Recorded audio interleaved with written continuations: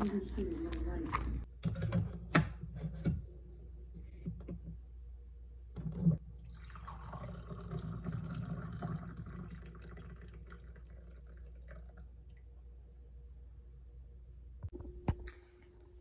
morning. My cat is staring at me. I forgot that I was doing a day in my life today, so we're a little bit behind. Don't mind the background, I have some cleaning up to do, but I just made my coffee, already had breakfast, walked the dog, did all of my morning chores, and we're about to sit down and start work for my 9 to 5. So today we have quite the stack of work. It's Monday, so that's just kind of how Mondays tend to go. And then this afternoon we have some more like lifey things to do. We're gonna go to the gym at lunch, and yeah, I need to get to my desk and get into my to-dos, but I will be back with more.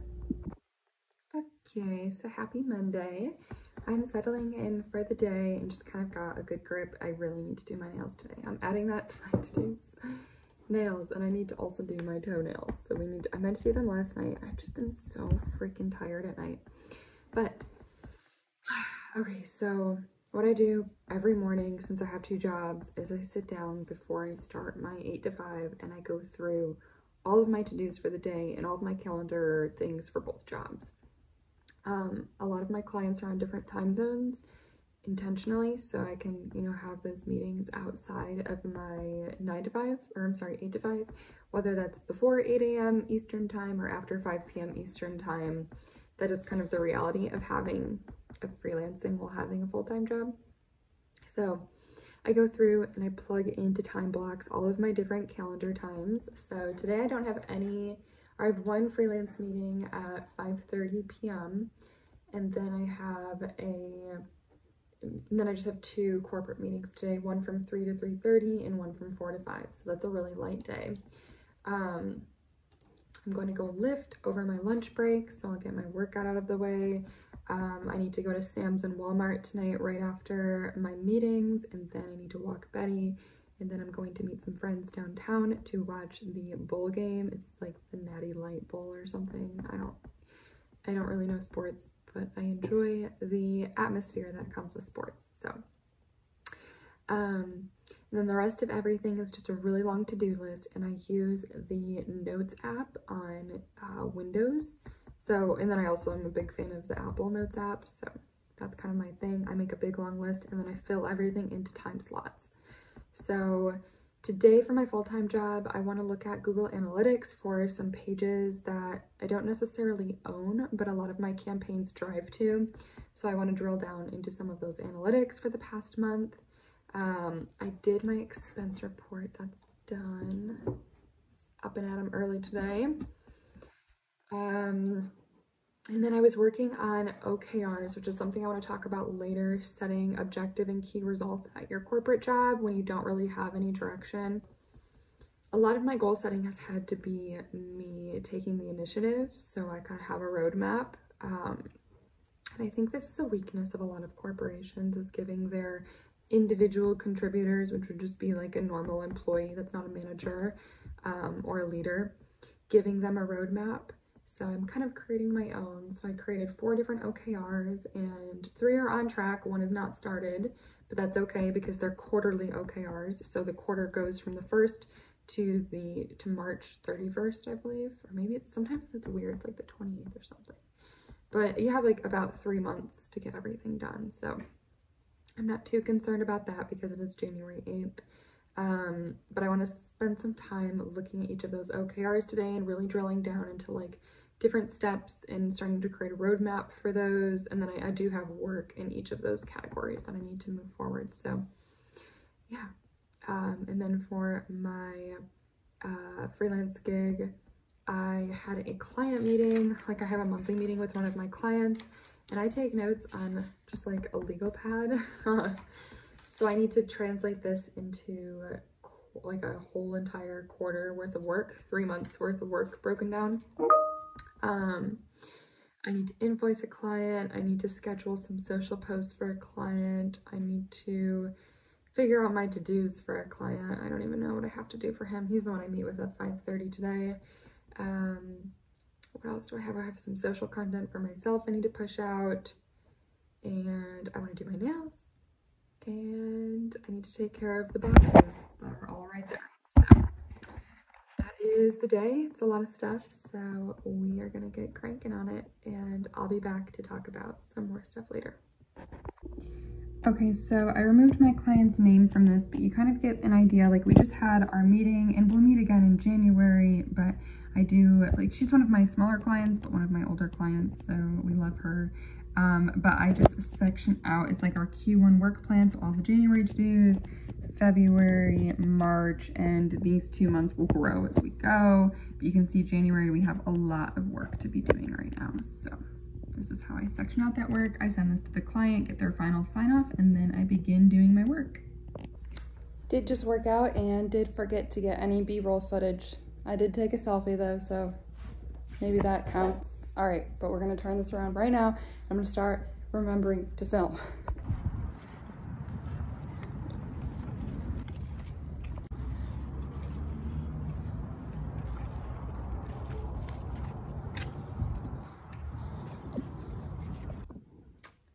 Now it is time for lunch, and of course my dog is standing right behind me. I'm out of everything because I'm going to the grocery store tonight, but I was gifted a lot of different soups, so we're gonna pick one. All right, so options include this white bean chili mix. Sounds yum. Milestone minestrone. Milestone minestrone. Are these all milestone minestrone? Okay. Motown soup. So I can either do minestrone. Actually, minestrone sounds really good. Pretty easy. I only have 2 options, but all right, I'm gonna make some soup. So one of my favorite blogs to read is the Content Marketing Institute, and hold on, I'm gonna turn this around.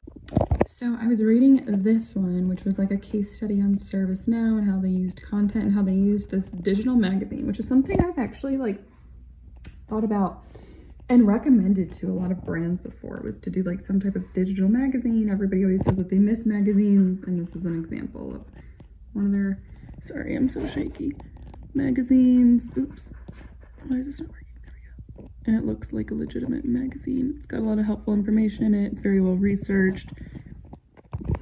And every so often, one of the articles I read a lot of them, really comes in handy for both my full-time job and a client, and that's what's happening right now. So at my full-time job, we do kind of a magazine, it is a magazine, a couple times a year to, I think it's our members. I don't work on it, so I'm not super familiar with it, but the second I read this, I was thinking about that. I was like, I don't think, like, I get them in the mail, I look at them, they're pretty, and then I recycle them because I don't have like a real dire need to have them. But I'm like, do we have those living anywhere in archive format? Because a digital magazine, that could be something really interesting that we link to, that we reference. Like, I don't know, now I'm thinking. And then for one of my clients, they're doing like spotlights on people in their industry, because one of our big like strategy pillars is thought leadership, and this whole blog I just read from Content Marketing Institute is on thought leadership. And so I'm like, what if the work that they do, we turn into a, you know, monthly, quarterly, twice annually, whatever it's gonna be, very well put together, very high value digital magazine, not just a white paper that, you know, you come up with in a month or so and just delivers a tidbit of information, but a whole packaged magazine that we're not going to have bandwidth to produce multiple a year, but it could be really interesting. So I don't know if anyone who's watching this, that might spark some ideas for you. You know, maybe we bring back magazines. I would probably subscribe to a magazine, because I used to love getting them in the mail. In high school, I would have like 17 magazine, Teen Vogue, I think a couple others, and it was such a treat, and I loved it. And now that I'm older, obviously I have different interests, and you know, not everybody's gonna want a business magazine, but like I would totally read a business, and I know that there's some out there, and I've looked at them in bookstores and they're not quite valuable anymore. So how do we bring back Are digital magazines a lucrative tactic to bring back for brands? How do we do that? How do we make it valuable? And how do we get consumers to fall back in love with editorial pieces? That's what's going through my brain right now, and how I can make that happen for my full-time job and for the client that I have in mind. So the wheels do be turning.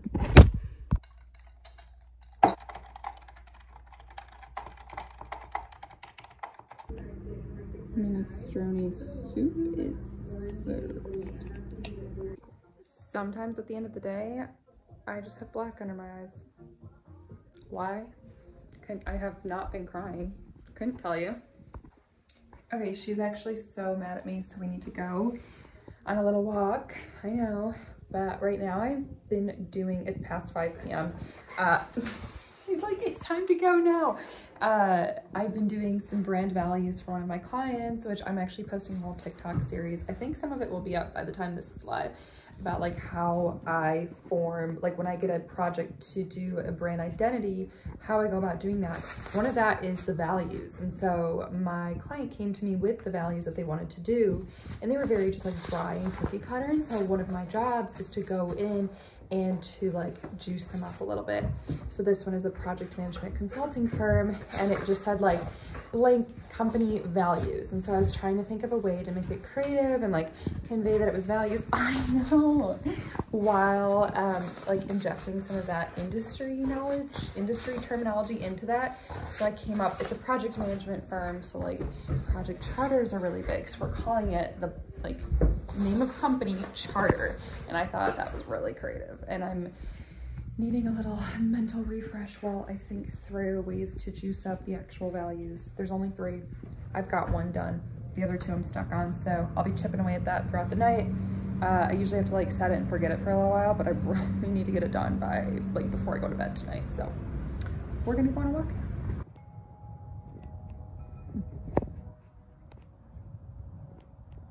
Betty, what are you doing? Here, come here. Yes.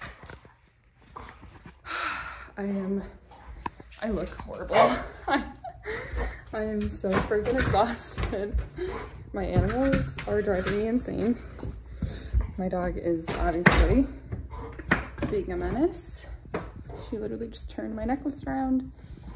My cat literally ran out and I had to grab her. I panicked because if I lose her, I would lose my mind. But anyway, I just went grocery shopping. Forgot to film a single thing. So now I'm going to do a very nice dinner B-roll. I'm committing to that because I have been so bad about doing the B-roll. And hopefully my face won't be in it because I look horrifying.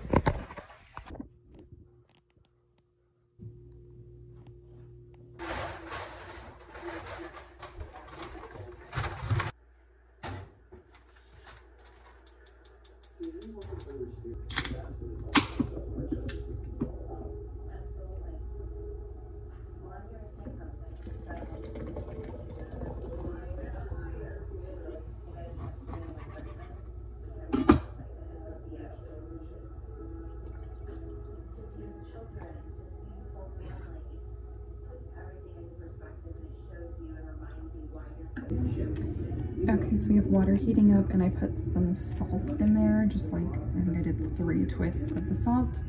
And then I'm going to make this rigatoni pasta, the rest of it. There's not a whole lot left, but. And then here we have this lemon herb flounder. It's pre-seasoned, and this is butter. And I am I'm dairy free, but I've built a tolerance-ish to butter, so I can have a very little bit. So I'm gonna grease the pan with the stick of butter, and that's all I'll use. So I feel kind of bad. I didn't realize there was this butter on it until I was at checkout.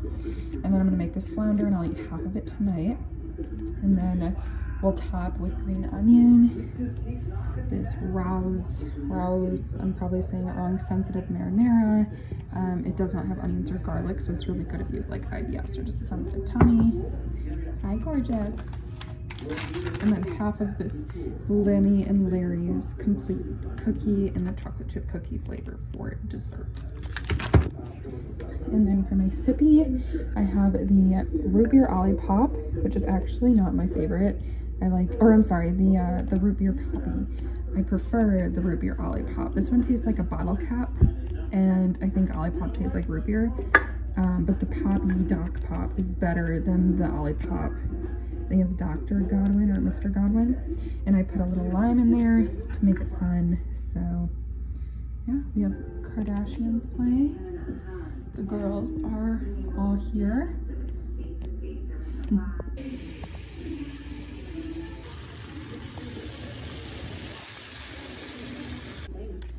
I pretty rarely bring out my little table here because it's kind of sad to me. But we're gonna eat at the table tonight and do a whole thing. What do you think, Betty? Yeah, she wants to go on her walk.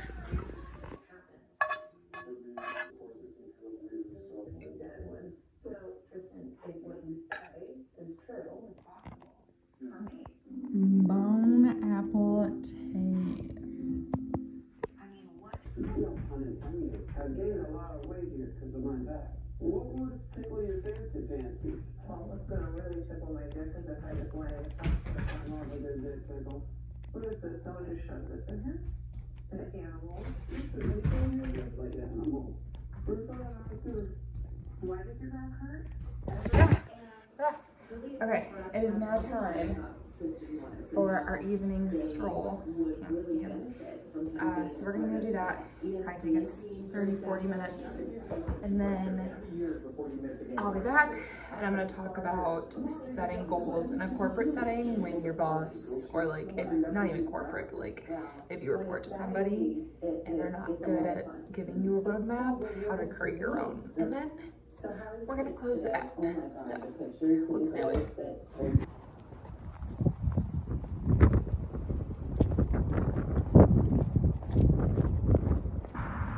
What do you got? What do you got?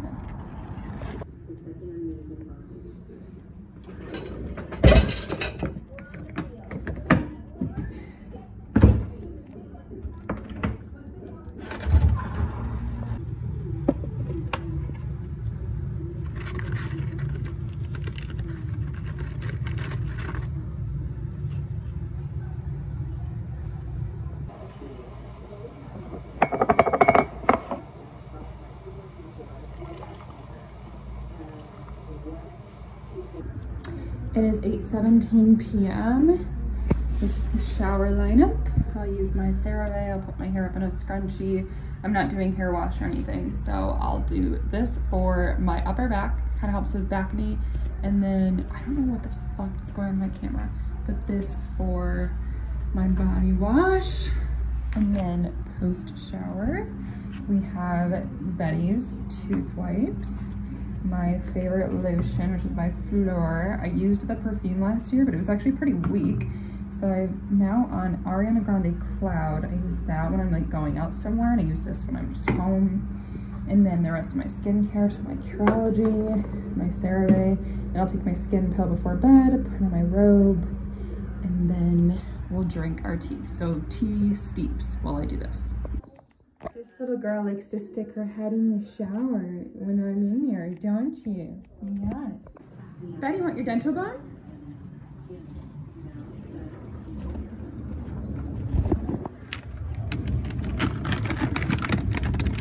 Oh, I think it's the last one, girl. Oh no, there's one more. We got one more in there. Can you sit? Sit. Paw. Give me paw. Come on. Paw. Betty, paw. Give me paw. Good girl, paw.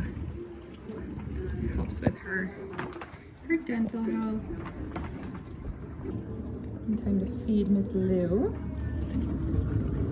She has chronic kidney disease, so we give her these very bougie things. And she eats up here because Betty's a monster and will eat everything. Hi, you. It's Lady Lou. And then Betty has her bone. Okay, I feel, even though my acne is more, I'm on my period, so my acne is worse, but I feel like I don't look as dead after that shower. A little cleansing moment. Okay, so I promised I would talk about setting objective key results, OKRs, or goals in a corporate or an environment where you're not self-employed And someone is like, you have like a leader, and technically if that leader is an effective leader, they're going to create a roadmap for you to follow, but that doesn't always happen. And I've experienced that on more than one occasion in my own roles at companies. And I have some tips on how to kind of create your own roadmap. So the first thing is like, oh, let me light the candle while we're chatting, is thinking about your role on the team and what it looks like. And this is assuming that you've been with this team for over 6 months, or 6 months or more. And what have you been doing? What have you been enjoying? And what have you been excelling at? And then kind of taking all that into account and looking at all those things, what had the largest impact on the business. And you might not know that immediately, but think about feedback. So first of all, like marketing VPs love organic social posts that do really well because they like vanity metrics, and that's totally fine. That impacted the business, but something I would urge you to consider is to like go dive into that viral organic post, or even if it wasn't really viral, that popular post, and did it convert? Did you, were people engaging and commenting? Did it increase brand sentiment? If so, I'm talking right now from social media. So let's say you're a social media manager, and maybe one of your goals you create for yourself is to continue to increase brand sentiment in a positive way. And your objective and key results for that would be, increase engagement rate by so-so, increase retention rate on the website by so-so.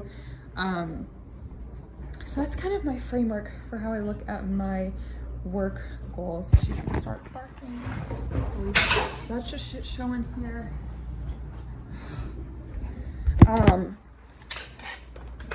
Clearly so distracted.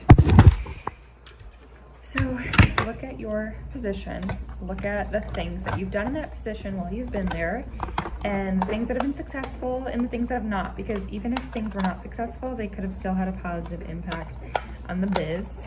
Did I break this? I don't know.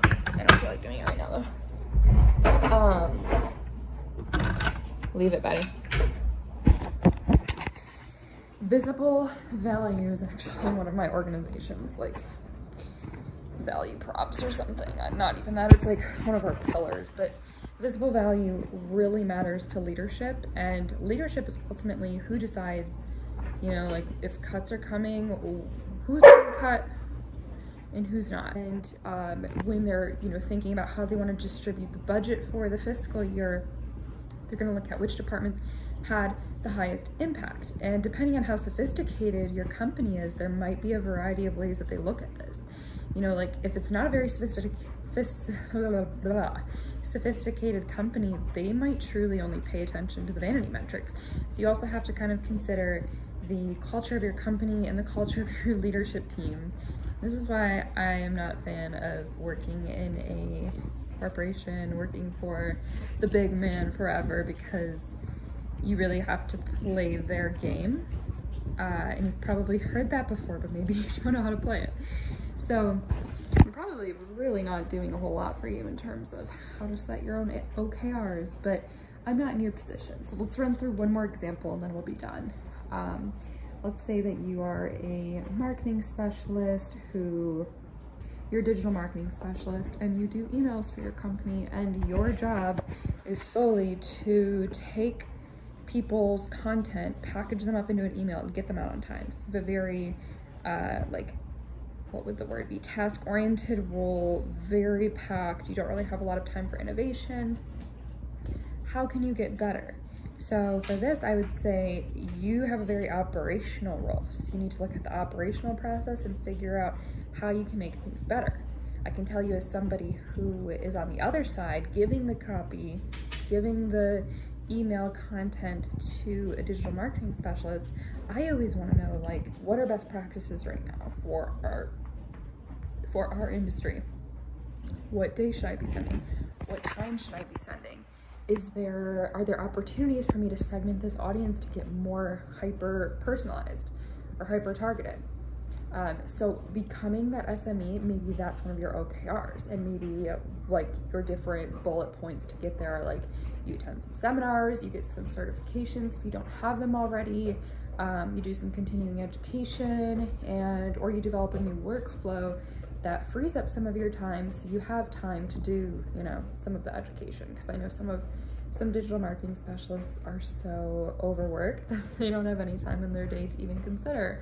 By the end of the day, they're so burned out. So those are some examples of OKRs when you don't have a boss helping you and coaching you through that, because I've been there on more than one occasion. So I've really developed that framework to help me continue to grow, and I've never gotten negative feedback on that. And I've coached people who are a little bit younger than me. I'm still very young, but I've coached people who are a little bit younger than me. I've even like put a bug in people who are more experienced than me, and I can tell you several people have applied that method and it is tried and tested and true. So give it a shot. Okay, so it is now 8:35 p.m. and I am going to work on my marketing project management framework that I'm trying to roll out this quarter. Perfect timing too, because she grabbed the squeaky toy. And I will check in probably right before bed, because I'll just be sitting here for the next like 90 minutes doing that. And then it'll be time to read and go to bed, so, okay.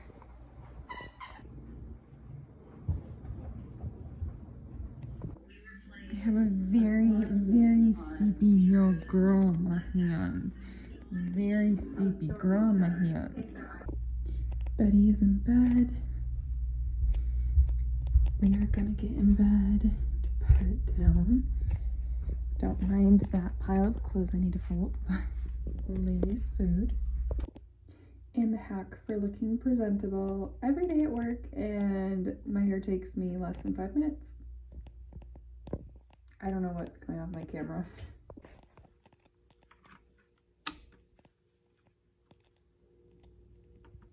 Good God.